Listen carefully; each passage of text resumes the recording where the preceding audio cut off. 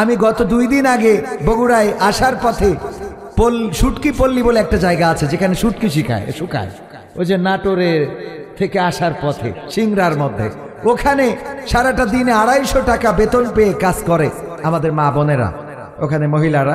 আমি তাদের মধ্যে গেলাম, কুইজ প্রতিযোগিতা করলাম এবং তাদেরকে কম্বল দিলাম। তাদের চোখে মুখে খুশি, মানে কম্বল পাওয়াতে। আমি তো আমার কুইজটা অনেকে দেখে থাকতে পারেন যে ছোট ছোট প্রশ্ন করে আমরা তাদেরকে হেল্প করি, একেবারে খালি খালি না করে অন্তত কিছু যেন হয়, কিছু যেন জানে।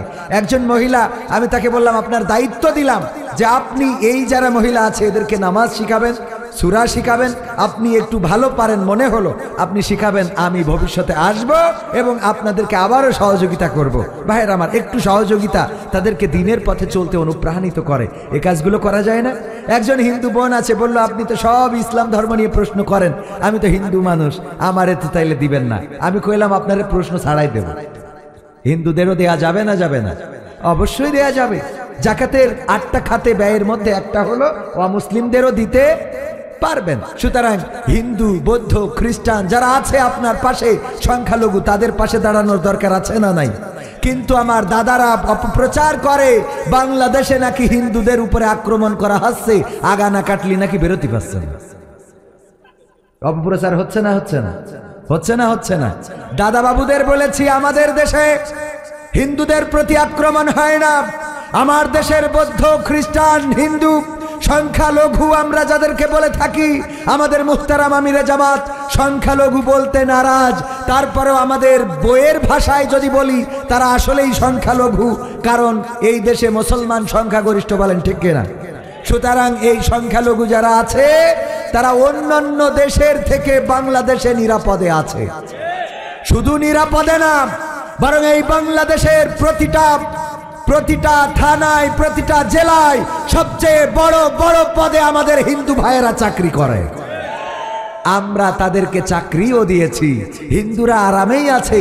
ডিমের মধ্যে কুসুম যেমন নিরাপদে থাকে, আমার দেশের হিন্দুরা তদ্রূপ নিরাপদে আছে, বলেন ঠিক কিনা? নিরাপদে আছে। অপপ্রচার করে, আমি বলেছি অপপ্রচার করে লাভ নাই, কারণ বিশ্ববাসী দেখেছে এই দেশে হিন্দু নয় বরং সংখ্যা গরিষ্ঠ নির্যাতিত হয়, সংখ্যালঘু নয়। কারা নির্যাতিত হয়? সংখ্যাগরিষ্ঠ। শেখ হাসিনা মাননীয় সাবেক প্রধানমন্ত্রী, দেখেন কত বড় পরহেজগার আল্লাহর ওলি। সকালবেলা উঠে আগে যায় নামাজ খুঁজতো, তারপরে নামাজ পড়তো, কোরআন তেলাওয়াত করে দিনের শুরু করতো। সেই মানুষটারে আমরা এই দেশ থেকে তাড়ালাম তো তাড়ালাম, ইন্টারনেট বন্ধ করে চলে যেতে হলো। ঠিক না বে ঠিক? 1 নম্বর পরহেজগার। 2 নম্বর পরহেজগার কিডা? 2 নম্বর পরহেজগার হযরত শামীম ওসমান হাফিজাহুল্লাহ। ঠিক না বে ঠিক? এই আল্লাহর ওলি 80-90 রাকাত তাহাজ্জুদের নামাজ যা মারুফ ভাইও পড়ে না, আর আমি তো পড়িই না। মারুফ ভাই আমরা ওয়াজ করবো না তাহাজ্জুদ পড়বো? ওয়াজে বলে হুজুর 9:30টায় উঠবো, কি 10:30টায় স্টেজ দেয়। মানে হুজুর বলিছি তো কি হয়েছে? মিছে কথা বিশ্বাস করলি করলেন, না করলি না। মিথ্যে কথা বলবো, বিশ্বাস করলি করলেন, না করলি নাই। বোঝেননি? কমিটির অবস্থা হয়ে গেছে, মিথ্যে কথা বলবো, আপনি বিশ্বাস করলি করেন, না করলেন না। এখন বিশ্বাস করতেই হয় যে যদি দিয়ে দেয়। এই সে না পেরে একবার গাড়ি ঘুরে চলেই গেছি, রাগ করে 7 মাথায় চলে গেছিলাম। ওখান থেকে গেছিলাম ওই যে চরমনার মাহফিল আছে, নাইবে আমি আসতেছে, চিন্তা করলাম আজকে হুজুরির ওয়াজ শুনে দেখি একটু তোবা তালিম করে বাড়ি চলে যাবে। প্রতিদিন তো ওয়াজ করি, একদিন একটু ওয়াজ শুনি। তারপরে ভাইদের অনুরোধ যে আসেন, আসলে না আসলেও আপনারাও কষ্ট পেতেন, ঠিক কিনা? কিন্তু কথা কাজে যদি মিল না রাখেন। আমার আজকের আলোচনার সাবজেক্ট এইটা, পবিত্র কোরআনের সূরা সাফের 2 এবং 3 নম্বর আয়াত তেলাওয়াত করেছি, মনে আছে আপনাদের? এই 2টা আয়াত নিয়ে আলোচনা করব, যদি আপনারা শুনতে রাজি থাকেন। শুনতে রাজি আছেন ইনশাআল্লাহ? তো যেই কথা বলছিলাম, 2 নম্বর আউলিয়ার নাম কি? শামীম ওসমান হাফিজাহুল্লাহ। 80-90 রাকাত তারাবি পড়া বান্দারে আমরা এই দেশ থেকে খোলা মুখ নিয়ে যাইতে পারে নাই, মাস্কও পরে নাই, বুরকা পরে চলে গেছে, বলেন ঠিক কিনা? 3 নম্বর আউলিয়া হযরত আল্লামা দরবেশ বাবা সালমান এফ রহমান রাহিমাহুল্লাহ। ঠিক না বে ঠিক? এই দরবেশ বাবা দেখেন, তার আমরা দাড়ি পর্যন্ত আমরা কাটিনি, কিন্তু ওরা শেষ করে ফেলেছে। ঠিক না বে ঠিক? দাড়ি পর্যন্ত রাখতে পারলো না। সেও সংখ্যালঘু না সংখ্যাগরিষ্ঠ? সংখ্যাগরিষ্ঠ। শামীম ওসমান সংখ্যাগরিষ্ঠ। শেখ হাসিনা সংখ্যাগরিষ্ঠ। 4 নম্বর আউলিয়া হযরত ওবায়দুল কাদের রাহিমাহুল্লাহ। খেলা হবে, হ্যাঁ, পালাবো না, পালাবো না, প্রয়োজন হলে ফখরুলের বাসায় গিয়ে উঠব। মনে আছে আপনাদের? এই আল্লাহর ওলি পর্যন্ত কোথায় গেল? 3 মাস পরে শুনলাম 3 মাস দেশে ছিল, তারপরে নাকি চলে গেছে। ঠিক না বে ঠিক? গৌর গোবিন্দের মতো নিখোঁজ হয়ে গেল, সেও সংখ্যালঘু না সংখ্যাগরিষ্ঠ। 5 নম্বর আউলিয়া হযরত মানিক্কা রাহিমাহুল্লাহ। এই আল্লাহর ওলি দেখেন, বুঝলো যে দুনিয়ার জীবন জীবনই না, টেলিভিশনে আর টকশো করা যাবে না, আর কোনো মেয়ে ছেলেকে অপমান করা যাবে না। সুতরাং কি করা যায়? এখন আল্লাহর ধ্যানে জ্ঞানে চলে যেতে হবে। এই জন্য দাড়িটা রেখে দিলে, মাথায় পড়লো টুপি, চলে গেল বনে, তারপরে কলা পাতায় শুয়ে থাকি। ঠিক না বে ঠিক? এই কলা পাতায় শুয়ে থাকার পরেও মানুষজন ধরে বিসি পর্যন্ত খুলে নিয়েছে। ঠিক না বে ঠিক? তাহলে এই আল্লাহর ওলি 5 নম্বর আউলিয়া, এও সংখ্যালঘু না সংখ্যাগরিষ্ঠ? তারপরে ইনু মেনন, এদের গতকালকে হাজির করলো, দেখলাম ইনু একটু হাসি খুশি আছে, কারণ এ শয়তান তো শয়তান, ওর মাল্লু ও শয়তানের মনে, বাকি সব মানে ন্যাংছাই পড়িয়েছে। ঠিক না বে ঠিক? এক রিমান্ডে, তাই এখনো তো ভালো করে রিমান্ড দিন। আমাদের মতো রিমান্ড দিলি তো এতক্ষণ নেটওয়ার্কের বাইরে থাকতে। ঠিক না বে ঠিক? তো এই অবস্থা, এই যে ইনু মেনন, তারাও হজ উমরা করে এসলো পাগড়ি জড়াই, এরাও জেলখানায় আছে না নাই? খাদ্যমন্ত্রী গোম কামরুল, তারপরে শাহজাহান নৌ পরিবহন মন্ত্রী, হ্যাঁ, সব আছে না নাই? হিন্দু আছে এর মধ্যে একটা, তো নির্যাতিত আছে হিন্দু না মুসলমান? তাহলে ও দাদারা কি করি কয় সংখ্যালঘু নির্যাতিত হচ্ছে? ডাহা মিথ্যে কথা না, কথা কয় না, ডাহা মিথ্যে কথা না, বরং নির্যাতিত তো হচ্ছে মুসলমান সংখ্যাগরিষ্ঠরা। শেখ হাসিনা, ওবায়দুল কাদের, দরবেশ বাবা, শামীম ওসমান, ইনু মেনন, শাহজাহান, দীপুমণি না, দীপুমণি মনে হয় অন্য অ্যাঙ্গেলে, এই একটা খালি মনে হয় আছে এর মধ্যে, তাও তো তার হিন্দু হিসেবে ধরা হয় না। ঠিক কি না? মুসলমান, ও দীপুমণি মুসলমান, আমি বুঝতে পারিনি নাম ওইরাম। তাহলে ঠিক আছে, যদি হয় তাহলে সে ভাই জানে, ও দায়িত্ব আপনার। ও দায়িত্ব কার? স্বামীর নাম কি? কবির আহমেদ। ও তাহলে তো মুসলমান। তা তো আমি মনে করি দীপুমণি মনে হয় এরকম একটু নাম শুনে, মাঝে মাঝে তো নেটওয়ার্ক ঠিক করা কষ্ট হয়ে যায়। এক মাহফিলি প্রধান বক্তা, যে আমার যশোরে বাড়ি, তার বক্তার বাড়ি পিরোজপুর, তা বলছে কবির ভাই আমি আসবো, তাই একটা হিন্দু সাথে করে নিয়ে আসবো, ও মুসলমান হবে মাহফিলে। তা আমি বললাম তা ভালো কথা, নিয়ে আসেন। তা বলছে আপনার কোনো আপত্তি নেই? তো আমি বলছি আপত্তি নেই, তবে আমার একটা দায়িত্ব আছে। কি দায়িত্ব? তাই যেহেতু আপনি প্রধান বক্তা, হিন্দু মুসলমান হবে, আপনি কলেমা পড়াবেন আর আমি নুনু কাটবো, কারণ আমি তো দ্বিতীয় বক্তা, আমার একটা দায়িত্ব আছে না? আপনি কলেমা পড়াবেন, পড়াই মুসলমান, আর আমি হলো কাটাকাটির জন্য ছুরি ধারতে নিয়ে যাবো গেছান। যদি এতে রাজি থাকে তাহলে আনতে পারেন। তোমাদের তালিমনায় রাজি হবেন না কেন? আমি বললাম এইসব ফাইজলামি করার জায়গা খুঁজে পান না, মুসলমানের হিন্দু সাজাই নেই, তো এই স্টেজে উঠাইতে এবার মুসলমান বানাইয়ে মিডিয়ায় ভাইরাল করে আর মানুষের কাছ থেকে টাকা তোলে। বোঝেন আপনারা? বোঝেন আপনারা? অনেকেই আছে, এক হিন্দু হয়তো সে আসলেই মুসলমান হয়েছে, কিন্তু একবার না, ও 32 বার হয়ে গেছে। অসংখ্য প্রমাণ আছে, অসংখ্য প্রমাণ। আমি বললাম আপনি প্রধান বক্তা, আপনার দায়িত্ব কালেমা পড়ায় না, আমার দায়িত্ব কাটাকাটি। তো যদি রাজি থাকেন তাইলে আমি রাজি, তা না হইলে স্টেজে উঠা হবে না। ঠিক আছে তো? হ্যাঁ, কথা লিগাল কথা বলবো, তাতে যা হয় হবে। হক কথাই 9:30 স্টেজ দিন ঠাস করি টান দিয়ে গাড়ি ঘুরে নিয়ে চলে গেছে। এত কি কথা এবং কাজ যদি আমরা মুসলমান মিল না রাখতে পারি। দেখেন তাবলিগ জামাতের কথায় আসে, আমরা তাদেরকে নিরীহ মুসলমান ভাবতাম, আমরা তাদেরকে নবিয়ানা কাজ করে বলে জানতাম, আমরা তাদেরকে এই সমাজের সবচেয়ে সৎ এবং স্বচ্ছ মানুষ হিসাবে আমাদের মধ্যে একটা বিশ্বাস ছিল। যখন তাদেরকে বলতাম আসেন ইসলামী আন্দোলন করি, আসেন দিন কায়েমের সংগ্রাম করি, ওরা বলতো যে না, আমরা কারো ঘাড়ে লাঠি মারতে চাই না, আমরা এমন কিছু করতে চাই না যে আর একটা দল কষ্ট পায়, একটা জাতিগোষ্ঠী কষ্ট পায়। বরং আমরা কি করি, কোনো মানুষের সহযোগিতাও নিই না, নিজের পকেটের টাকা খরচ করে বছরের পর বছর, মাসের পরে মাস আমরা মসজিদে মসজিদে ঘুরে বেড়াই এবং দাওয়াতে তাবলীগের কাজ করে থাকি। আমরা নসিহা করি, যে যুবক নামাজ পড়ে না তাকে নামাজের জন্য বলি, যে রোজা রাখে না তাকে রোজা রাখার জন্য বলি, যে যাকাত দেয় না তাকে যাকাত দিতে বলি, যে হজ করেনি ফরজ হয়েছে তাকে হজ করার জন্য বলি। এত নিরীহ একটা জাতিগোষ্ঠী, তারা সাদ আর জুবাইর পন্থী যা করলো ইতিহাসে বিরলো। আজ পর্যন্ত মনে হয় না যে চরমানার মধ্যে, জামাতের মধ্যে, হেফাজতের মধ্যে অন্যান্য দল যাদেরকে তারা ক্ষমতা লোভী বলতো, এই দলের মধ্যেও এখন পর্যন্ত নিজেরা নিজেরা এত রক্তক্ষয়ী সংঘর্ষ করে নাই। বলেন ঠিক কিনা? ঠিক না ঠিক? ইসলামকে হাসি তামাশার পাত্র বানানো যাবে না। যদি টঙ্গীর ওই নদীর পাড়ে যদি ঐক্যবদ্ধভাবে সমাবেশ করতে না পারেন, এই সমাবেশ করার কোনো দরকার নেই। আপনারা যারা মারামারি করছেন, বিশ্বনবী সাল্লাল্লাহু আলাইহি সাল্লামের হাদিস, আল্লাহ রাসূল সাল্লাল্লাহু আলাইহি সাল্লাম বলেছেন, যদি কোনো মুসলমান অপর মুসলমানের বিরুদ্ধে তরবারি ধরে এবং হত্যা করে, যে হত্যা করলো আর যে হত্যা হলো, যে নিহত হলো আর যে নিহত করলো, দুইজনই জাহান্নামী। বলেন নাউজুবিল্লাহ। দুইজনই কোথায় যাবে? জাহান্নামে যাবে। সুতরাং নাবিয়ানা কাজ করার নামে আপনারা যা শুরু করেছেন, এই যে সাদ আর জুবাইর পন্থী আজকে বাংলাদেশকে উপহাসের পাত্র বানিয়েছেন, বাংলাদেশের ইসলামকে উপহাসের পাত্র বানানো যাবে না।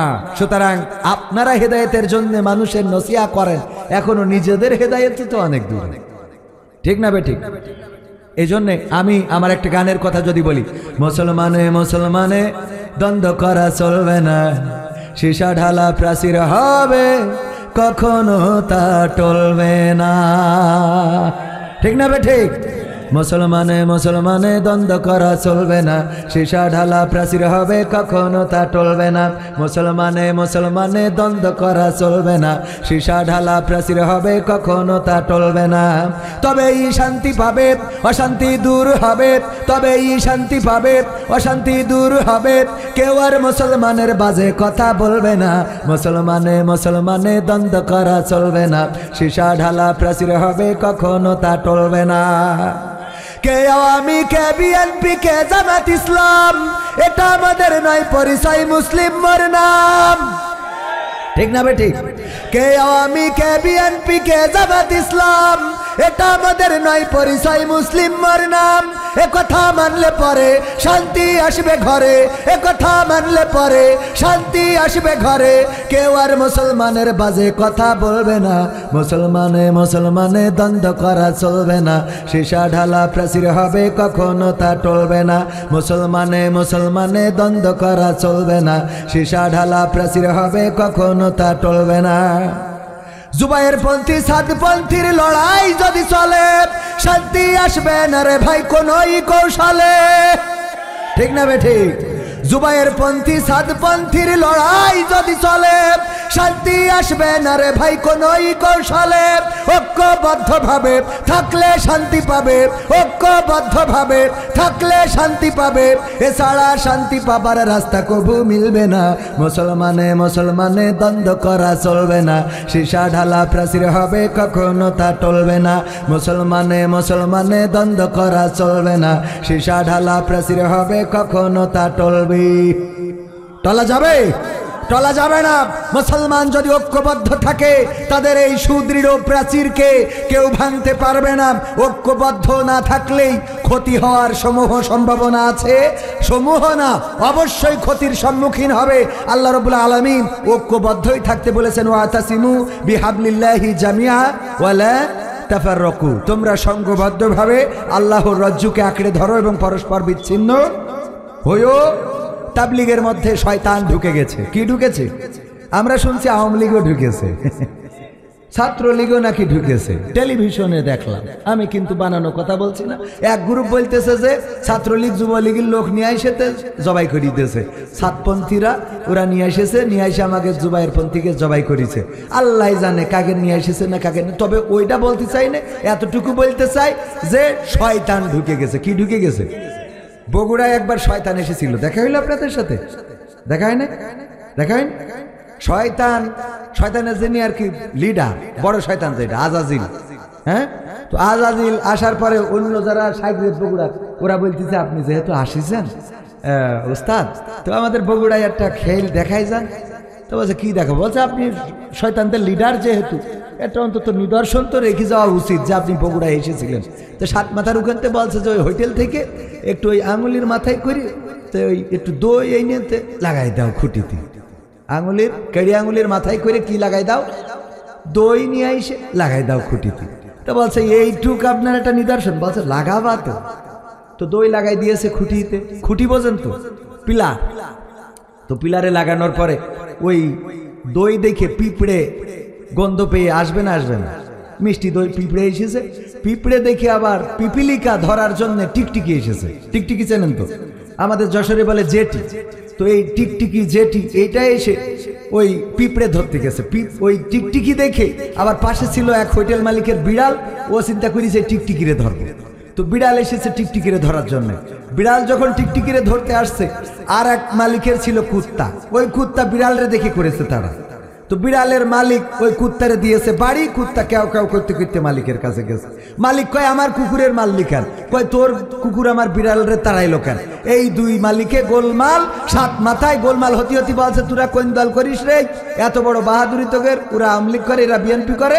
এইবার পুরো চলি গেল আওয়ামী লীগ বিএনপি পাটাপাটি মারামারি, 10টা নিহত 20টা আহত। লাগাইছিল কি?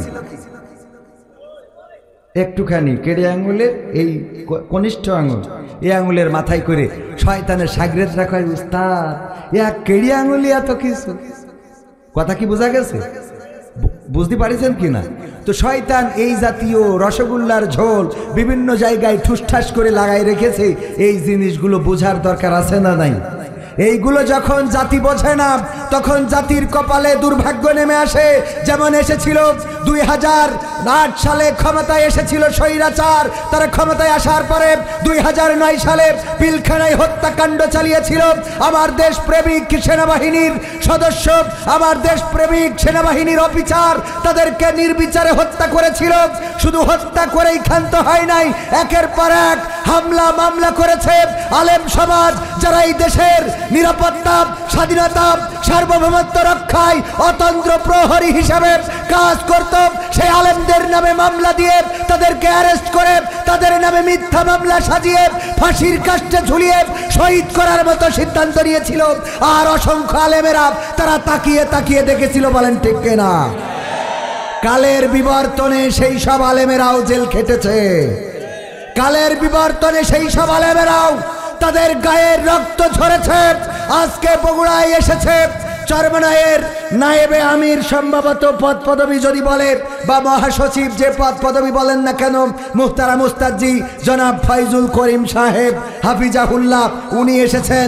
উনার পরেও ন্যাক্কারজনক হামলা হয়েছে না হয় নাই? উনার পরেও ন্যাক্কারজনক হামলা হয়েছে, রক্ত ঝরেছে। মামুনুল হক জেলখানায় গিয়েছে। আলেম ওলামা দলমত নির্বিশেষে যারাই বাংলাদেশে সোচ্চার কণ্ঠ নিয়ে কথা বলেছে তাদের কণ্ঠ রোধ করা হয়েছে। বলেন ঠিক কিনা? সুতরাং ঐক্যবদ্ধতার বিকল্প নেই। ঐক্যবদ্ধ থাকার দরকার আছে না নাই? ঐক্যবদ্ধ যদি থাকি তবেই এই সমাজে শান্তি আসবে। ঐক্যবদ্ধ যদি না থাকি সমাজে শান্তি আসবে? দেশ নিয়ে ষড়যন্ত্র চলছে। আমার দাদা বাবুরা কত ষড়যন্ত্র করে আমাদের এই দেশটাকে নিয়ে। এই দেশের বুকের উপর দিয়ে তারা ট্রানজিট, তাদের ট্রেন চালানোর ব্যবস্থা করেছিল। আমাদের উপকারের এটা ঠিক, কিন্তু তাদের স্বার্থের জন্যই করেছিল। ওগো আমার ভাইয়েরা, দাদার দেশের প্রেসক্রিপশন, আর আমার দাদার দেশে ছিল ডাক্তার, আর আমার দেশে ছিল তার কম্পাউন্ডার। এই কম্পাউন্ডার দাদার দেশ থেকে প্রেসক্রিপশন করে দিত, আর এই কম্পাউন্ডার সেই মোতাবেক আমাদেরকে ওষুধ গিলাতো। ঠিক না বেঠে? এই ওষুধ আমরা আর খেতে চাই না। আমরা স্বাধীন সার্বভৌম বাংলাদেশের মানুষ। আমাদের স্বাধীনতাকে হরণ করা হয়েছিল। ওগো আমার ভাইয়েরা, বেনাপোল বর্ডারের কাছে আমার গ্রামের বাড়ি। আজকেও পত্রিকার নিউজ দেখলাম, আমার বেনাপোল বর্ডারে বিজিবি বিএসএফ এসে 2 জন আমাদের বাংলাদেশিকে পিটিয়ে হত্যা করে চলে গেছে। পিটিয়ে মেরেছে এই জন্যে যেন গুলি করলে বুঝতে পারবে যে বিএসএফ গুলি করেছে, এই জন্যে পিটিয়ে মেরে রেখে চলে গেছে। আমাদের বাংলাদেশের সীমান্তে বাংলাদেশিরা কাজ করে, চাষ করে, ফসল ফলায়, তাদের উপরে নির্বিচারে গুলি চালানো হয়। আমাদের সীমান্তে কত বাংলাদেশিকে অন্যায়ভাবে হত্যা করা হলো। প্রতিবাদ করার জন্যে আমাদের নেত্রীদের কোনোদিন দেখলাম না, নেতাদের কোনোদিন দেখলাম না, বরং পতাকা বৈঠক করে লাশ নিয়ে আসতো। বলেন ঠিক কিনা? আমার ফেলানিকে হত্যা শুধু করেই নাই, আমার ফেলানিকে টানিয়ে রেখেছিল ওই তার কাটার বেড়ায়। আহারে, এত নির্মমতা! ওরা নাকি আমাদের মানবতা শিক্ষা দেয়, ওরা নাকি আমাদের সাম্প্রদায়িকতা শিক্ষা দেয়, ওরা নাকি অসাম্প্রদায়িক দেশ। আমি বলেছি, ওগো মোদী সরকার, ওগো ইন্ডিয়ার সরকার, শুনে রাখো, তোমরা আমাদের বাংলাদেশকে বুঝাতে চেয়েছ এই দেশে আমরা সংখ্যালঘুদের নির্যাতন করে থাকি, অথচ আমার দেশের কোনো হিন্দু এই কথা বলে না যে তাদের উপরে নির্যাতন হচ্ছে। বরং কিছু মুসলমান হিন্দু সেজেছে, নাম মাত্র মুসলমান, ওরা বিশেষ দলের লোক, ওরা হিন্দু সেজে বলে আমাদের আগা না কাটলি বের হতে দিচ্ছে না। তার প্রমাণ হলো আগে ওদের আগা কাটা আছে। ঠিক না বে ঠিক? যদি কেউ বলে তাহলে তুমি বের হইলে কি করে, এই দেখো আমি কেটে বের হয়েছি, কারণ ওর তো কাটা আছে। কথা কয় না। ওগো আমার ভাইয়েরা, আমি বলেছি আমার দাদার দেশ, ওরা তো তারা যারা আমার বাবরি মসজিদটাকে ভেঙে চূর্ণ বিচূর্ণ শুধু করে নাই, ওই বাবরি মসজিদের জায়গায় রাম মন্দির বানিয়ে, রাম মন্দির উদ্বোধন করে অটল বিহারী বাজপেয়ী বাবরি মসজিদ ভেঙেছিল। আর নরেন্দ্র মোদী সরকার সেখানে রাম মন্দির নির্মাণ করে প্রমাণ করে দিয়েছে। তারা মুখে বলে আমরা অসাম্প্রদায়িক, আসলে তাদের মধ্যে সাম্প্রদায়িকতা আছে না নাই? শুধু তাই নাই ভাইয়েরা আমার, ওই ভারতে এই তো কয়েকদিন আগেও দেখলাম ওই যে মেশিন, যে আমাদের কি যেন মেশিন, ভ্যাকু বলে অনেকেই, এই ভ্যাকু মেশিন দিয়ে, বুলডোজার দিয়ে মসজিদ ভেঙে ফেলা হচ্ছে। আমার মুসলমানেরা কান্নাকাটি করছে। শুধু তাই নয়, গরু খাওয়ার অপরাধে, গরু জবাই করার অপরাধে, যেমন আমাদের দেশে বোরহানউদ্দিনের হাত কেটে নেওয়া হয়েছিল, তার সন্তানকে হত্যা করা হয়েছিল। এমনকি ওই গ্রামে যতগুলো মুসলমান পরিবার ছিল তাদেরকে হত্যা করেছিল গৌর গোবিন্দ। তাদের প্রেতাত্মারা ওই দেশে যখন আমার মুসলমান ভাইয়েরা গরু জবাই করে অথবা গরুর গোশত ভক্ষণ করে, তখন তাদেরকে পিটিয়ে হত্যা করে, মুসলমানদেরকে আটকিয়ে জয় শ্রীরাম স্লোগান দেয়। আমার দেশে বলেন কোন হিন্দুকে কোনোদিন কেউ জোর করে নারায়ে তাকবীর আল্লাহু আকবার বলাইছে নাকি? না, বলাই নাই। কেন বলাই নাই? কারণ আমাদের ধর্ম এটা শিখাই নাই। আমাদের ধর্ম তো এমন শিখিয়েছে, আল্লাহর রাসূল এমন একটা সমাজ গড়ে রেখে গেলেন। একজন সাহাবীর দোকান, অপর পাশে একজন ইহুদির দোকান। সন্ধ্যাবেলা দোকানে একজন কাস্টমার আসলো, এক ইহুদি আসলো মুসলমানের দোকানে সওদা নেওয়ার জন্যে, মালামাল ক্রয় করার জন্যে। ওই মুসলমান বলল যে এই মালগুলো তুমি ওই পাশের দোকান থেকে নিয়ে নাও। ওই ইহুদি বলল কেন, তোমার দোকানে কি নাই? বলল আছে, তুমি ওই পাশে ওই ইহুদির দোকান থেকে নাও। লোকটি ওই পাশে ইহুদির দোকানে গেল এবং মালামালগুলো কিনলো। তারপরে হঠাৎ করে চিন্তা হলো, আহারে আমি মনে হয় হিন্দু, আমি মনে হয় ইহুদি হওয়ার কারণে মুসলমান দোকানদার আমার কাছে পণ্য বিক্রি করে নাই। কারণটা কি এই আমি একটু জানার দরকার আছে। এই সমাজে কি এমন হয়ে গেল নাকি যে ইহুদিরা ইহুদির দোকান থেকে কিনবে আর মুসলমানরা মুসলমানের দোকান থেকে কিনবে? এই চিন্তাটা মাথার মধ্যে যখন ইহুদির এসেছে, এই পাশে এসেছে আবার মুসলমানের দোকানে জিজ্ঞাসা করার জন্য, ওগো মুসলমান ভাই, আমি যে সওদাগুলো চেয়েছিলাম, যে মালামালগুলো চেয়েছিলাম, এই মালামালগুলো কি তোমার দোকানে আছে না নাই? বলল সবগুলোই আছে। কেন দিলে না? আমি ইহুদি হওয়ার কারণে নাকি? বলল না, আল্লাহর কসম করে বলি ওগো ইহুদি, তোমাকে তুমি ইহুদি হওয়ার কারণে তোমার কাছে মাল বেশি নাই এমন নয়, বরং আমার দোকানের সামনে ওই ইহুদির দোকান। আমি সকালবেলা দোকান খুলেছি, সন্ধ্যা গড়িয়েছি, সূর্য গড়িয়েছে, সন্ধ্যা নেমে এসেছে, এখন বাড়ি যাবার পালা। আমি সারাটা দিন বেচা কেনা করেছি, আলহামদুলিল্লাহ। আল্লাহ রাব্বুল আলামিন আমাকে পর্যাপ্ত রিজিক দান করেছেন। অপর পাশে যে ইহুদির দোকান আমি দেখেছি, তার দোকানে আজ তেমন ভালো কাস্টমার ঢোকে নাই। ও আমার ভাই, আমার বাড়িতে পরিবার আছে, আমার স্ত্রী সন্তান, আমার মা বাবা পথ চেয়ে থাকে। প্রতিদিন আমি বেচা কেনা করে তাদের জন্য প্রয়োজনীয় জিনিসপত্র কিনে নিয়ে বাড়িতে যায়। ওই ইহুদির বাড়িতেও তো তার মা আছে, তার বাবা আছে, তার ভাই আছে, তার পরিবার আছে, তার সন্তানেরা পথ চেয়ে আছে। যদি বেচা কেনা না করতে পারে, সন্ধ্যাবেলা কি নিয়ে বাড়িতে ফিরবে? এই জন্য আমার ইহুদি ভাই, আমি ওই মুসলমানের কাস্টমার বাড়ানোর জন্য আমি তোমাকে তার দোকানে পাঠিয়েছি। এটাই হলো সত্য ঘটনা। আল্লাহু আকবার। এটাই হলো সত্য ঘটনা। ওগো ইহুদি, তুমি ইহুদি বলে বেশি নাই এমন নাই। এই ছিল আমার মুসলমানের আদর্শ। একজনকে সহযোগিতা করা, একজনকে সাহায্য করা, তার বিপদে তার পাশে দাঁড়ানো। আমর ইবনে আস দামেস্কের গভর্নর ওমর রাদিয়াল্লাহু তাআলা আনহু নিযুক্ত গভর্নর। যখন দামেস্কের গভর্নর, তিনি হঠাৎ করে যিশু খ্রিস্টের মূর্তির নাক কে যেন ভেঙে নিয়েছে। খ্রিস্টান পাড়ায় গোলমাল বেঁধে গেল যে এই নাক ভেঙেছে নিঃসন্দেহে মুসলমানেরা ছাড়া এই কাজ কেউ করতে পারে না। সুতরাং কি করা যায়? চলো মুসলমানদের যে রাষ্ট্রপ্রধান, এখানকার যিনি প্রাদেশিক সরকার গভর্নর, আমরা সেই আমর ইবনে আসের কাছে যাই। আমর ইবনে আসের কাছে এসে বলল, ওগো আমর ইবনে আস, তোমাদের মুসলমানেরা আমাদের মূর্তির নাক ভেঙেছে বলে আমরা ধারণা করছি। আমাদের যিশু খ্রিস্টের মূর্তির নাক কোনো আমাদের খ্রিস্টানরা তো ভাঙতে পারে না, কারণ আমাদের কাছে সে মহাপবিত্র। আল্লাহর পুত্র বলে জানি, বলেন নাউজুবিল্লাহ। আল্লাহর পুত্র বলে জানি, সুতরাং তার নাক আমরা কেউ ভাঙবো না, এটাই সত্য। ভেঙেছে নিঃসন্দেহে কোনো মুসলমান। আমরা ধারণা করছি, তোমার কাছে এসেছি, বিচার করে দাও। আমর ইবনে আস রাদিয়াল্লাহু তাআলা আনহু বললেন, ওগো খ্রিস্টানেরা, তোমরা আমাকে সময় দাও, আমাকে এতটা সময় দাও, আমি এই সময়ের মধ্যে কে অপরাধী আমি খুঁজে বের করব, তারপরে তাকে দৃষ্টান্তমূলক শাস্তি দেব। খ্রিস্টানরা বলল, মেনে নিলাম, আপনি এই সময়ের মধ্যে অবশ্যই অপরাধীদের বের করবেন। যখন সেই সময় পার হয়ে গেল, তারপরে অপরাধী খুঁজে পাওয়া গেল না।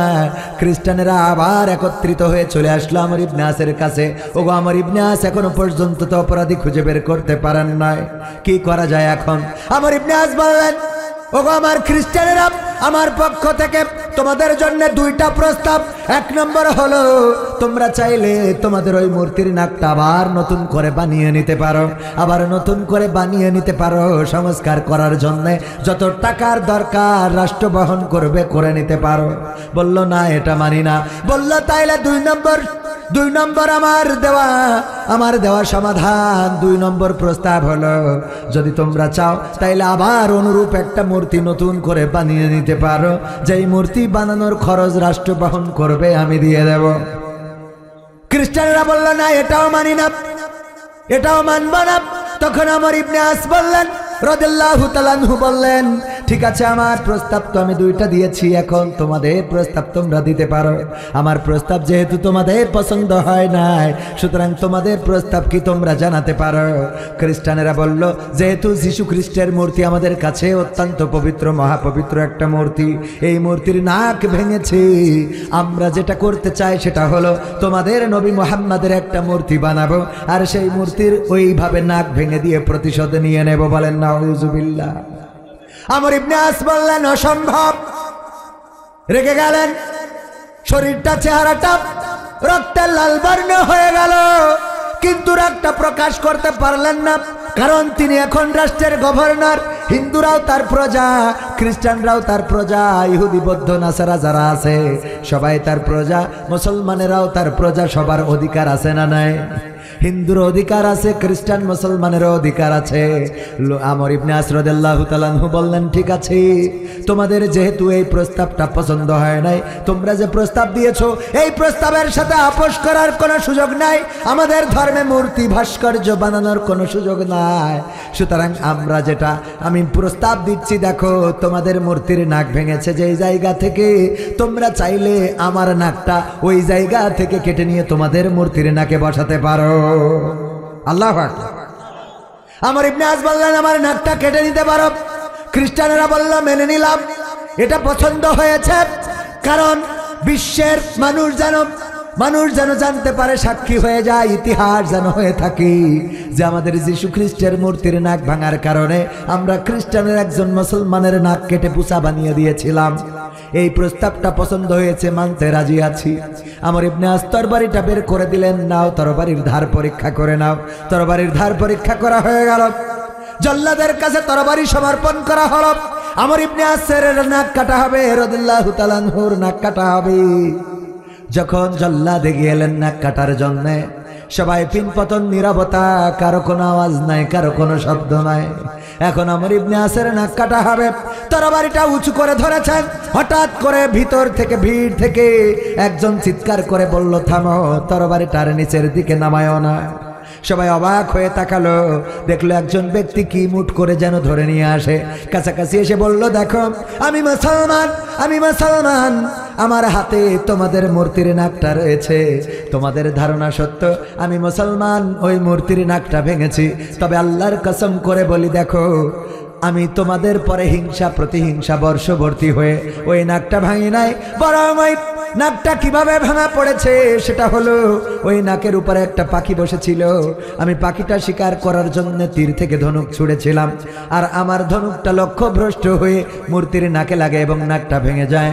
আমি ভয় পেয়ে নাকটা সংরক্ষণ করে রেখেছিলাম, শিকার করি নাই, না জানি কি শাস্তি হতে পারে আমার। কিন্তু যখন আমি দেখতে পেলাম আমার গভর্নর নিরপরাধ, তার নাক কাটা পড়ছে, তখন আমি আর সহ্য করতে পারি নাই। ওগো খ্রিস্টানেরা, অপরাধটা আমার, যদিও ইচ্ছা করে করি নাই, তবে তোমাদের যে নাক কাটার দরকার সেই নাকটা আমার, নাকটা তোমরা কেটে নিয়ে তোমাদের মূর্তির নাকে বসিয়ে দাও। আল্লাহু আকবার বলবেন।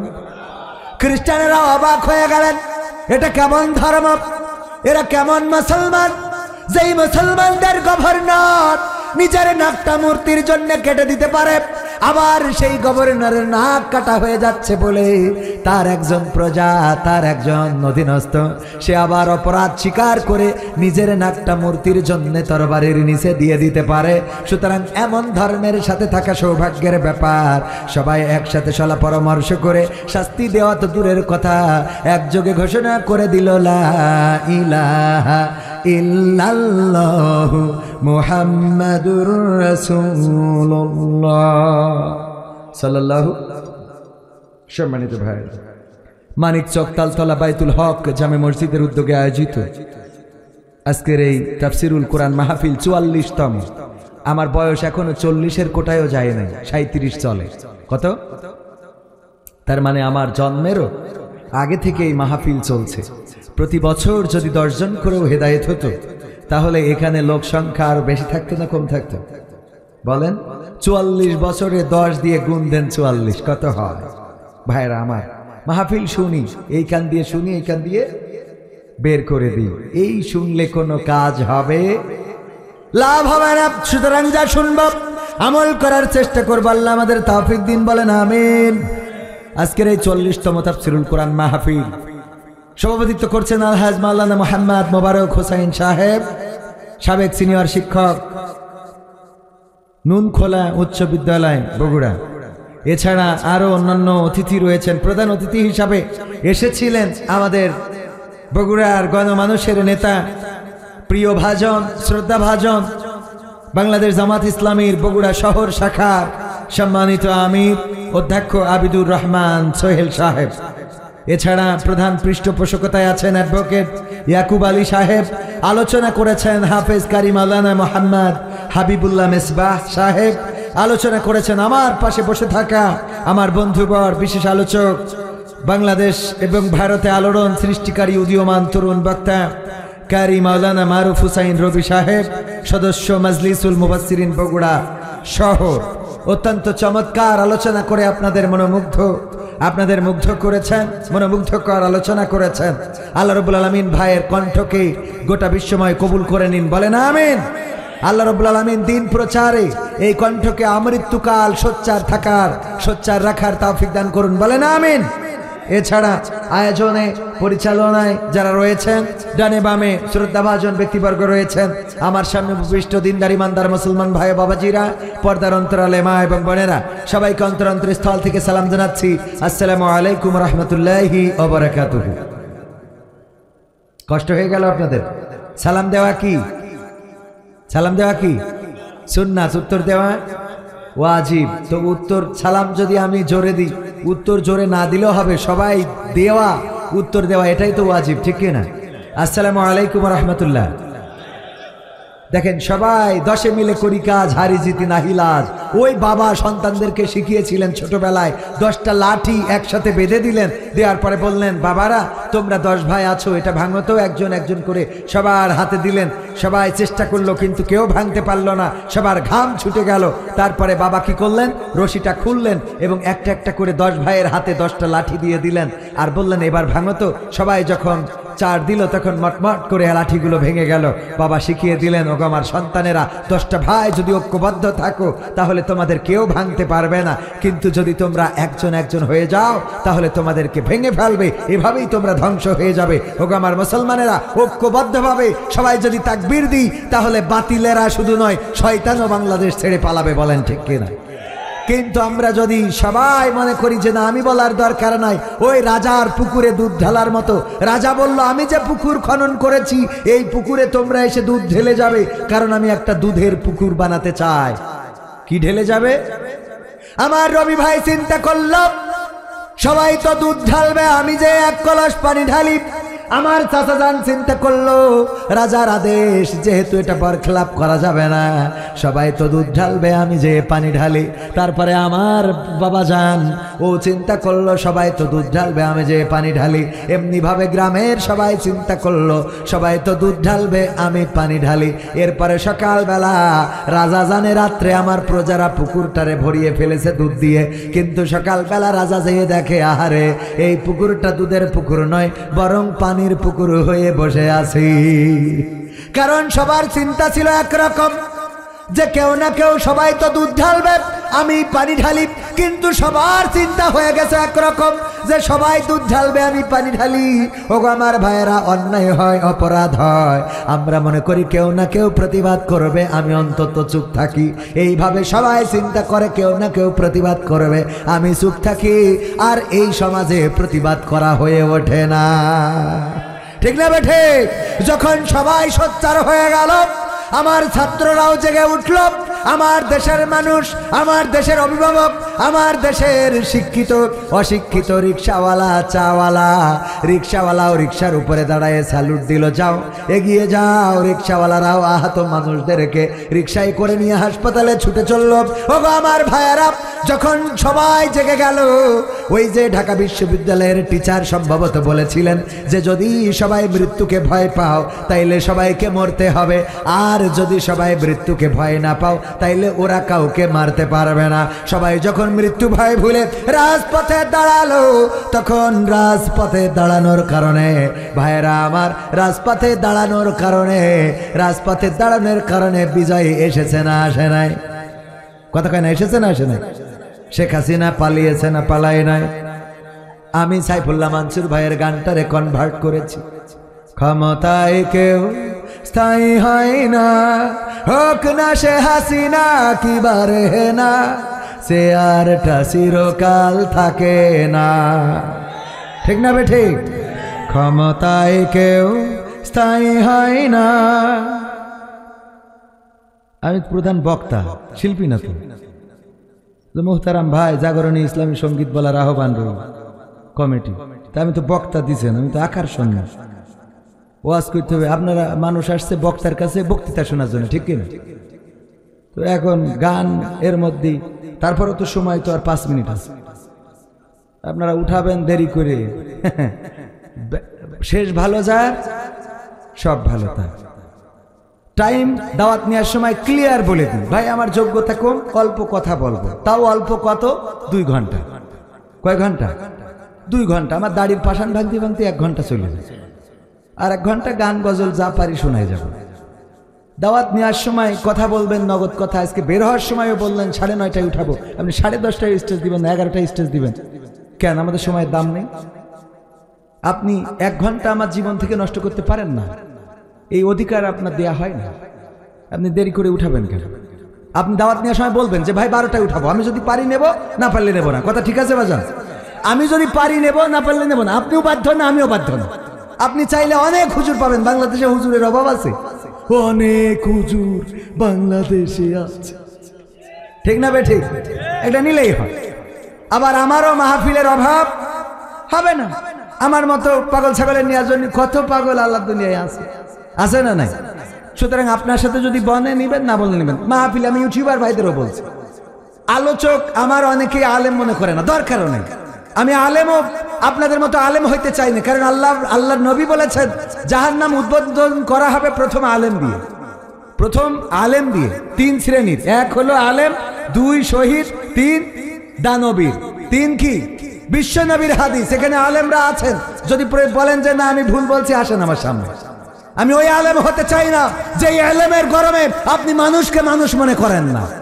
অথচ আল্লাহ রাসূল সাল্লাল্লাহু আলাইহি সাল্লামের ডানে বামে যারা ছিল, একজনও শিক্ষিত ছিলেন না। আল্লাহ রাব্বুল আলামিন তাদের উপরে খাস রহমত করেছেন। বেলাল রাদিয়াল্লাহু তাআলা আনহু, যার পায়ের আওয়াজ শুনেছে আরশে আজিম থেকে, এই বেলাল একজন হাবশী কৃতদাস ছিলেন। তার আজান নিয়ে সাহাবীরা অভিযোগ করলো যে আজান সহি হয় না। বেলালকে মুয়াজ্জিন থেকে বাদ দেওয়া হলো, নতুন মুয়াজ্জিন লাগানো হলো, তার আজানে ফজর হলো না, সুবহে সাদিক হলো না। আল্লাহু আকবার। কারণ আল্লাহ বেলালের আজানকে আরশে আজিমে কবুল করেছেন, বলেন সুবহানাল্লাহ। আল্লাহর কাছে কার গায়ের রং কি, কার দাড়ি ছোট, কার দাড়ি বড়, কার বড় জুব্বা আছে, এর থেকে বড় হলো কার তাকওয়া বেশি। কথা কয় না, কার তাকওয়া বেশি। আপনি মাওলানা হয়েছেন তাই রোজা রাখলেন না, মুরব্বি হবে না, ঠিক না বেঠে? আপনি হাফেজ মাওলানা সাহেব বলে গিবত করবেন না, ইম্পসিবল। আপনি মাওলানা হইলেই কারো সমালোচনা করতে পারেন? আপনি মাওলানা বলেই যা কিছু বলার, লাগামহীন বলার অধিকার আপনাকে দেওয়া হয় নাই, বরং আপনার কন্ট্রোলের দরকার যে আপনি জেনে ভুল বলেছেন। পবিত্র কোরআনের সূরা আস-সাফের 2 এবং 3 নম্বর আয়াত তেলাওয়াত করেছিলাম। 2 নম্বর আয়াত আল্লাহ বলছেন, ইয়া আইয়ুহাল্লাযীনা আমানু লিমা তাকুলুনা মা লা তাফআলুন। ও ঈমানদারেরা, এমন কোন কথা বলো না যে এই কথা তোমরা কাজে পরিণত করো না। কথাটা কার? কথাটা কার? যশোর থেকে ফেসবুকে লিখে দিলাম, দিন প্রচারের উদ্দেশ্যে রওনা দিলাম বগুড়ার উদ্দেশ্যে। তাই বগুড়ার উদ্দেশ্যে দিন প্রচার করতে আজ থেকে আমার বয়স 37 বছর। এর আগে কোনোদিন পাইছেনি কেন? আজ আসলাম কেন? এ দিন প্রচার না টাকার ইনকাম? কি খাওয়ার জন্য, টাকার জন্য? ফেসবুকে দিন প্রচার আজ পর্যন্ত লিখি নাই। যারা লেখে সবগুলো চিটারি করে, ঠিক না বে ঠিক? টাকা না দিলে দিন প্রচার করি নে, তাহলে আমি কি দিন প্রচারের জন্য আসি? আমি আইসি তো ব্যবসা করার জন্য, ঠিক না বে ঠিক? এই কথাগুলো ওপেন বলার সাহস করে না, ভাঙাইয়ে খায়। ওপেন বলেন, খায়, এটা করেই খায়। ইমামতি করে, ইমাম বেতন নেয় না? নেয় না। ইমাম বলেই নাই আমার সংসার চালানোর জন্য 15,000 টাকা বেতন দিলে করবো, না দিলে অমুক মসজিদে আছে 20,000 দেবে, আমি সেখানে যাচ্ছি, ঠিক না বে ঠিক? তো এটা রাগ ঢাকে তো। কিন্তু ইমাম যদি বলে আল্লাহর জন্য নামাজ পড়াচ্ছি, আল্লাহর জন্য নামাজ পড়ায়, নামাজ নিজেরটা পড়ে আল্লাহর জন্য, ঠিক না বে ঠিক? কিন্তু পড়াই তো বেতনের জন্য। বেতন না দিয়ে তুমি 1 মাস পড়াও, দিন দেখি কত বড় আল্লাহ ওলি তুমি থাকবে। কথা কাজের মিল যদি না রাখে, সে যত বড় মাওলানা, মুফতি, মুহাদ্দিস হোক, আল্লাহর কসম, আল্লাহর কাছে তার চারানাও দাম না। কথা কাজে মিল নাই, আপনার কিসের দাম আপনার? আল্লাহ বললেন, ইয়া আইয়ুহাল্লাযীনা আমানু লিমা তাকুলুনা মা লা তাফআলুন। ও গো ঈমানদাররা, এমন কোন কথা বলো না যা তোমরা কাজে পরিণত করো না। পরবর্তী আয়াতে বললেন, কাবুরা মাকতান ইনদাল্লাহি আন তাকুলু মা লা তাফআলুন। ও গো ঈমানদারেরা, আরো শুনে নাও, এটা আল্লাহর কাছে অত্যন্ত অপমানের, অত্যন্ত ক্রোধের, অত্যন্ত রাগের যে তোমরা মুখে যা বলো কাজে তা পরিণত করো। এটা আল্লাহর কাছে অত্যন্ত অপছন্দের। এই অপছন্দের কাজ আমার দেশে অহরহ হয়। আমার ওবায়দুল কাদের কাকা বলল যে পালাবো না, বলেছে না? বলে নাই? পালাবো না বলি চলে গেছে, তাহলে ও কি কথার সাথে কাজের মিল রেখেছে? আল্লাহ বলছে কাবুরা মাকতান, ও ওবাইদুল কাদের শোনো, কাবুরা মাকতান ইনদাল্লাহি আন তাকুলু মা লা তাফআলুন। ও ওবাইদুল কাদের শুনে নাও, আল্লাহর কাছে এটা অত্যন্ত অপছন্দের, অত্যন্ত ক্রোধের, অত্যন্ত ঘৃণার যে তোমরা মুখে যা বলো কাজে তা পরিণত করো না। সুতরাং আমরা মুখে যা বলবো কাজে তা করবো, রাজি আছি না নাই? মুখে যা বলবো কাজে যদি তা না করি এই সমাজের পরিবর্তন আসবে না, এই সমাজের পরিবর্তন হবে না। ভাইরা আমার, আসুন যে সঙ্গীত আমার ভাই যেহেতু বলেছেন মারুফ ভাই, দু একটা সঙ্গীত শুনাই শেষ করে দিই। 10টা মিনিট বেশি নিলে কি রাগ হবে আপনাদের? 10টা মিনিট নিই, আলোচনা করতে চাইলাম, আলোচনার মোড় ঘুরাইতে থাক। ক্ষমতায় কেউ স্থায়ী হয় না, হোক না সে হাসিনা কি বারে না, চেয়ারটা চিরকাল থাকে না। মুজিবুর বেশি দিন থাকেনি, জিয়াউর কেউ তো রাখেনি। মুজিবুর বেশি দিন থাকেনি, জিয়াউর কেউ তো রাখেনি। এরশাদ চলে গেছে পৃথিবী ছেড়ে, এরশাদ চলে গেছে পৃথিবী ছেড়ে, কেউ আজ তার কথা কয় না। ঠিক না বেঠে? ক্ষমতায় কেউ স্থায়ী হয় না, হোক না সে হাসিনা কি বারে না, চেয়ারটা চিরকাল থাকে না। হাসিনা ক্ষমতা ধরে রাখতে আয়না ঘর বানিয়েছিল, জনগণের রোশানলে দাদার দেশে পালিয়ে গেল। ঠিক না বেঠিক? পালাইছে না পালাই নাই?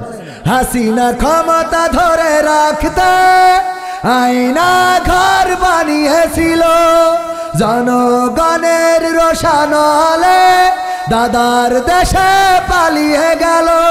ডিবি হারুনের পাশে আর, ডিবি হারুনের পাশে আর পরিমণিদের দেখা যায় না।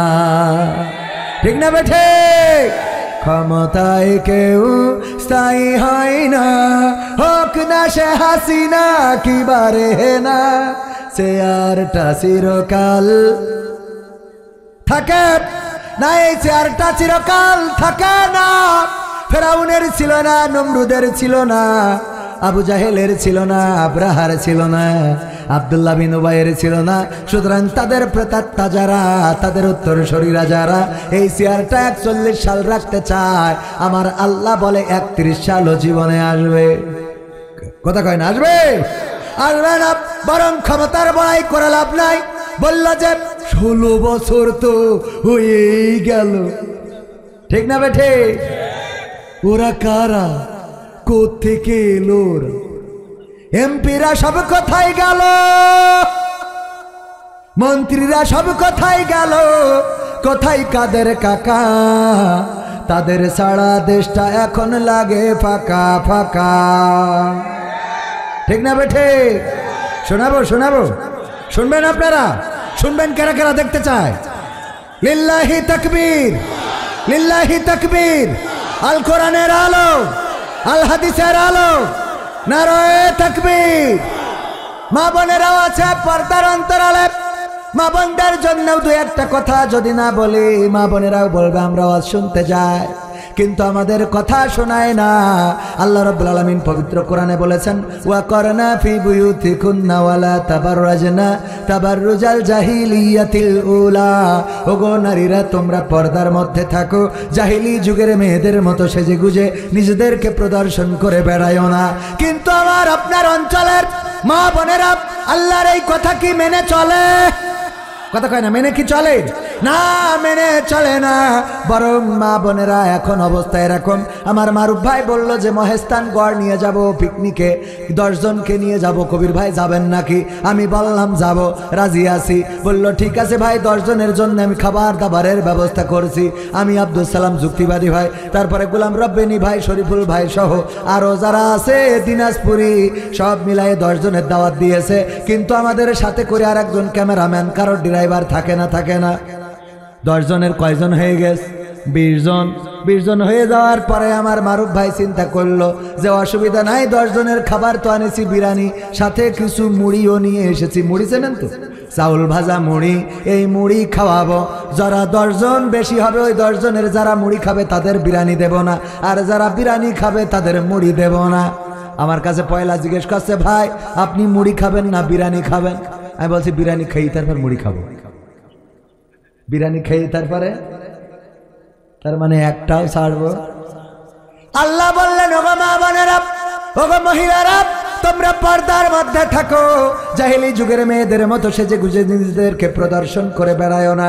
আর আমার মা বোনেরা তারা পর্দার মধ্যে থাকতে তো রাজি হয়েছে, তবে আগে সাজু গুজু করবে, তারপরে বুরকা পরবে, আর মহিস্তান গড় যেয়ে ওর কাছে যেয়ে তারপরে মুখ খুলে বলবে আমার কেমন লাগছে। ঠিক না বেঠে? কথা কয় না, আছে না নাই? আজকালকের ছেলেরা বই নিয়ে আর বসে না, ও বাবা গুগলে সার্চ করিয়া পড়ি। ওরে কালের মেয়েরা কোরআন হাদিস ধরে না, এখনকার মা বোনেরা কোরআন হাদিস পড়ে না, ও আল্লাহ টিকটকে ভিডিও ওরা করে না, করে না? আজকালকের ছেলেরা বই নিয়ে আর বসে না, ও বাবা গুগলে সার্চ করিয়া পড়ি। আগের সময় প্রেম করিলে আমার মুরব্বীরা বলতো পাইছ কি, এখন বলে শখ করিয়া বাবু তুমি খাইছো কি? কথা ঠিক না বেঠিক? বাবু তুমি খাইয়াছ না? বাবু এখনো খাইনি, ফিডার খাবে। শয়তান কোথাকার। আগের সময় প্রেম করিলে বলতো লোকে পাইছ কি, এখন বলে শখ করিয়া বাবু তুমি খাইছ কি?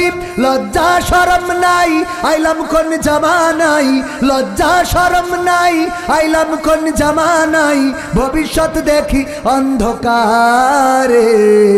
আজকালকের ছেলেরা বই নিয়ে আর বসে না, ও বাবা মোবাইলে সার্চ করিয়া পড়ি। নতুন করে হয়েছে চালু এখন আবার কন্টেন্ট। মারুফ ভাইয়ের সাথে আমার দেখা হলো বগুড়া পৌর পার্কে, দেখি একজনের এরকম ধরি নিয়ে বসে আছে। আমি বললাম, ভাই ভাবি বিয়ে করেছেন তা তো বললেন না, কবে করেছেন? ভাবি ছিলেন আলাইকুম, মানে এরা আমি তো সালাম দেয় ভাবিদের না, ভাবি আসসালামু আলাইকুম। আরে কার ভাবি বলতেছেন? কেন বগল্লা ভাই ধরি নিয়ে আসে। আমি বললাম কি ডায়ে? পরিচয় করাই দিলে এই আমার গার্লফ্রেন্ড। সহ্য না করে পারা যায়? আছে না নাই? মোটরসাইকেলের পিছনে ওরে বাবা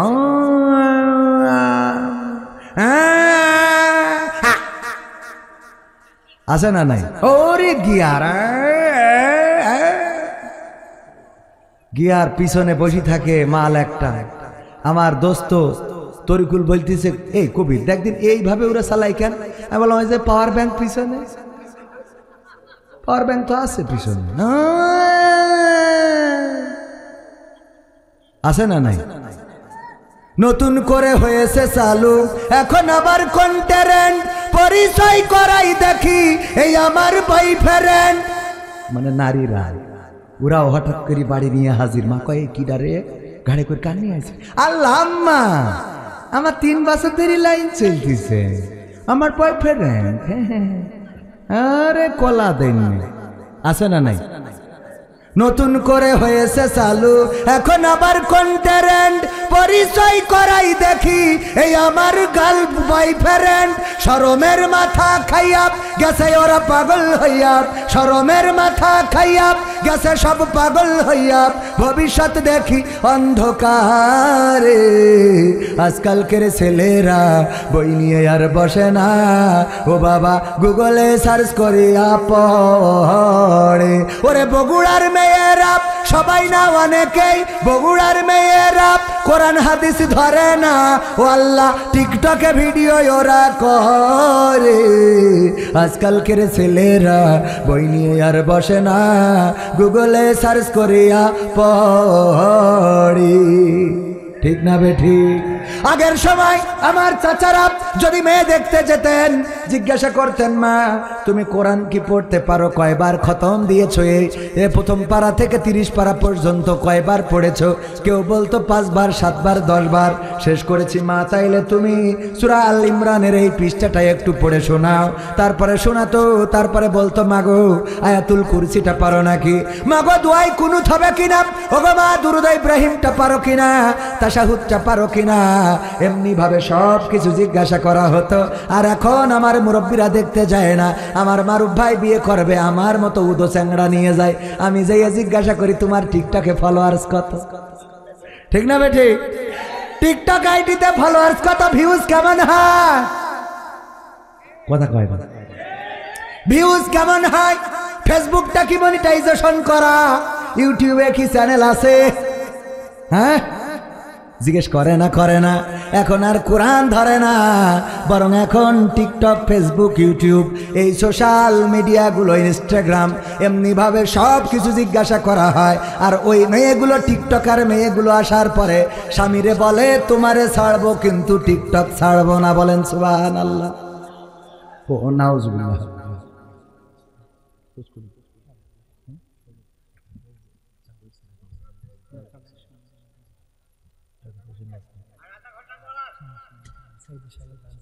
ওগো আমার ভাইরা, মানে আমাকে তো হুজুর মানুষ মন নরম, বোঝেন না? এই জন্য এক এক হুজুর 2টো 3টে 4টে করে বিয়ে করে, কারণ যখন দুঃখের কথা বলে সহ্য করতে পারে না। হ্যাঁ, ঢাকুরচর ন্যাশনাল ক্লাব 31শে জানুয়ারি রোজ শুক্রবার, প্রধান মেহমান কবির বিন সামাদ। বাড়ি কোনে? ও আমি, ঠিক আছে। ও আচ্ছা, আমি তো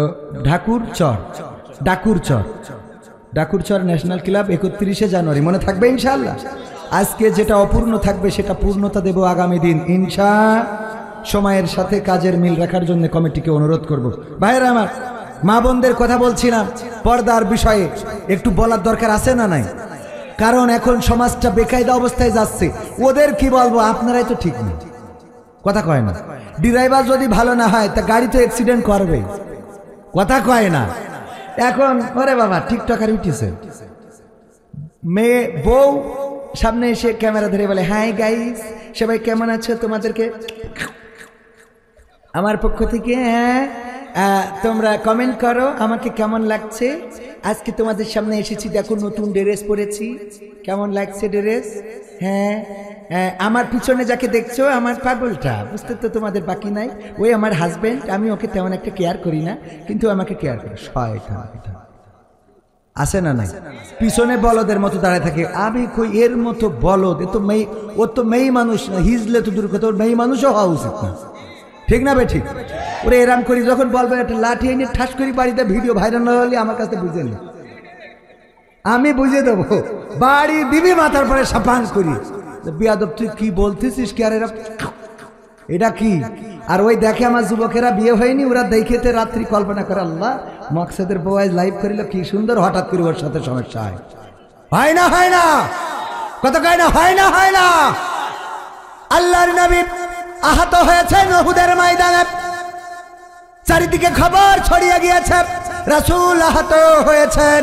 এই খবরটা ছড়িয়ে গিয়েছে, রাসূল সাল্লাল্লাহু আলাইহি সাল্লাম নিহত হয়েছেন। ফাতেমা রাদিয়াল্লাহু তাআলা আনহা খবর শুনে দৌড় দিলেন। মসজিদ নববী থেকে আমার ভাইজান গিয়েছেন, একসাথে উহুদের ময়দান ঘুরেছি, উহুদের পাহাড়ে দাঁড়িয়েছি। ওগো আমার ভাইয়েরা, মসজিদ নববী থেকে কাছাকাছি, তখন তো শর্টকাট রাস্তা ছিল, এখন বিল্ডিং হওয়ার কারণে একটু ঘুরে আসা লাগে। ওগো আমার ভাইয়েরা, যখন ফাতেমা রাদিয়াল্লাহু তাআলা আনহা পৌঁছায়েছেন, আমার মা বোনেরা কান খুলে শুনে নেন। আল্লাহর নবীর হুঁশ ফেরার পরে পাশে তাকিয়ে দেখলেন ফাতেমা বসা। আল্লাহর নবী সাল্লাল্লাহু আলাইহি সাল্লাম বললেন, ওগো ফাতেমা তুমি কেন এসেছো গো মা? আল্লাহর নবীর কন্যা ফাতেমা রাদিয়াল্লাহু তাআলা আনহা বললেন, ওগো আমার বাবা, সারাটা মদিনায় খবর ছড়িয়ে গিয়েছে আপনি শহীদ হয়েছেন। আপনার শহীদের খবরে আমি কেমন করে বাড়িতে বসে থাকি? আমার এতিম বাবাটা ইসলামের জন্য কতটা কষ্ট করে, মক্কায় দিন প্রচার করতে যে কতবার আহত হলো, কতবার রক্তাক্ত করলো, উটের নাড়ি ভুড়ি মাথার পরে চাপিয়ে দিল।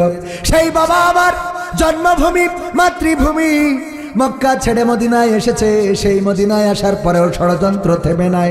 এই মদিনায় আপনাকে নিয়ে ষড়যন্ত্র হয়। ওগো আমার বাবা, চারিদিকে খবর ছড়িয়ে গিয়েছে আপনি শহীদ হয়েছেন। আমি আপনার কন্যা হয়ে কেমন করে বাড়িতে বসে থাকি গো বাবা। এই জন্য ছুটে এসেছি। আল্লাহর নবী আহত, দান্দান মোবারক শহীদ হয়েছে, মাথার হেলমেট ভেঙে মাথায় ঢুকে গেছে, রক্ত জমাট বেঁধে আছে। এই অবস্থায়ও বললেন, ওগো ফাতেমা, তুমি জানো নাকি তোমার বোরকায় একটা ছেঁড়া জায়গা রয়েছে, যেই জায়গা দিয়ে তোমার গায়ের রংটা দেখা যায়। আল্লাহর নবীর কন্যা বললেন, ওগো আল্লাহর নবী, বিশ্ব নবী, আমি জানি আমার বোরকায় ছেঁড়া জায়গা আছে, আমার বোরকায় ছিদ্র রয়েছে, যেই ছিদ্র দিয়ে আমার গায়ের রংটা দেখা যায় গো নবী। এই জন্য আমি মসজিদ নববীর কাছ থেকে যখন দৌড় দিয়েছি, আমি ছেঁড়া জায়গাটা মুঠ করে ধরে নিয়ে এসেছি।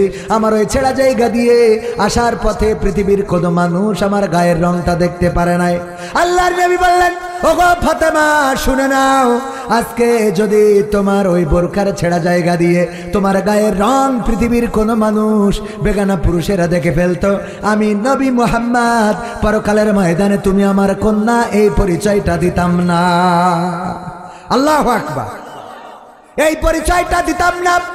ওগো আমার মা বোনেরা, আল্লাহর রাসূল সাল্লাল্লাহু আলাইহি সাল্লাম নিজের কন্যার ব্যাপারে কত কত কঠোরতা অবলম্বন করেছেন। সেই ফাতেমা যখন ইন্তেকাল করলেন রাদিয়াল্লাহু তাআলা আনহা, আলী রাদিয়াল্লাহু তাআলা আনহুকে বললেন, আমার জানাজাটা পড়াবার রাতের অন্ধকারে, অমাবস্যার রাত, গভীর রাত, যখন চাঁদ থাকবে না, চাঁদের আলোতেও যেন আমাকে দেখা যায় না, অল্প কিছু লোককে খবর দিবা, তারা এসে আমার জানাজায় শরীক হবে। যেহেতু আল্লাহর রাসূল বলেছেন অল্প কিছু লোক যদি জানাজায় অংশগ্রহণ করে, সবার পক্ষ থেকে আদায় হয়ে যাবে। আমার শরীরের উপরে কাপড়টা এমন ভাবে বিছিয়ে দিবা যেন ওই জানাজায় আসা মানুষেরা আমার লাশটা যদি কোনোভাবে, আমার ওই কফিনটা যদি দেখে, আমার দেহ মোবারক, আমার দেহটা যদি আন্দাজ করে, তারা যেন না আন্দাজ করতে পারে যে আমি নবীর কন্যা কতটুকু লম্বা ছিলাম, কতটুকু মোটা ছিলাম, কতটুকু চওড়া ছিলাম, এইটা যেন অন্তত আন্দাজ করতে না পারে, সেই কাজটা করে দিবা। ও আলী, রাতের অন্ধকারে আমার দাফন কাফনের ব্যবস্থা করবা। শুধু তাই নয়, আমার কবরটা এমন ভাবে দিবা, পরের দিন সকালবেলা আল্লাহর নবীর কোনো সাহাবীরা যেন আমার কবরটা দেখে না বুঝতে পারে এটা ফাতেমার কবর। এই কবরটা যেহেতু এত লম্বা, ফাতেমা তাইলে এতটুকু লম্বা ছিল, এমন পর্দা বজায় রেখে চলতেন নবীর কন্যা। ও আমার ভাইরা, এমন পর্দা, আমার মায়েরা এমন পর্দা এখনকার সময় পালন করার মতো কি কেউ আছে? আছে নাই তা না, যখন বয়স হয়ে যায়, বুড়ি হয়ে যায়, কুজো হাঁটতে পারে না, দাদি করে বললো আমরা একটু গুড়াই যাচ্ছি, ওই দাদির বুরখা পরিয়েছে তো পরিয়েছে, আবার ওই এইটু খোলা, এর মধ্যে তার মধ্যে আবার একটা নেট ফেলাই দেয়, তার মধ্যে আবার সানগ্লাস চশমা, আছে না নাই বুড়ি, আর সাথে থাকে পুতি নাতি, এ নাতি ওরে বাবা, দেখে কি ডায়াকশন, আছে না নাই? বুড়ো হয়ে যাওয়ার পর বুড়ি তুই পর্দা করলো কিনা, তোর দিকে তো কুত্তাইও তাকাবে না, কথা কয় না, যে এইটার দিক তাকায় ওইটা কেলাতি কেলাতি যায়, ঠিক না বেঠিক? ওইটা সাজুগুজু করে নিয়ে চলে, আর যেটার দিক তাকাবে না, ওরে বাবা পর্দা কি। হ্যাঁ ও দাদি কেমন আছে? বললো না, তুমি কি, তোমার সাথে কথা বলা হবে না, তুমি বেগানা পুরুষ। হ্যাঁ, জন বয়সে বেগানা কনে ছিল। আমার ক্যামেরাম্যান খালি বারবার দেখাচ্ছে যে আমার গানের বই, এই গানের বই ক্যামেরাম্যান ভিতরে যাবে, যারা পারেন সংগ্রহ করতে পারেন, আল্লাহ তাওফিক দিন, বলেন আমিন। সম্মানিত ভাইয়েরা, এখনো ওবায়দুল কাদেরের গানটা শোনাইতে হবে না? এমপিরা সব কোথায় গেল? শোনাবো, শুনতে রাজি কারা কারা একটু হাত তোলেন। নারায়ে তাকবীর, আল কোরআনের আলো, আল হাদিসের আলো, আমার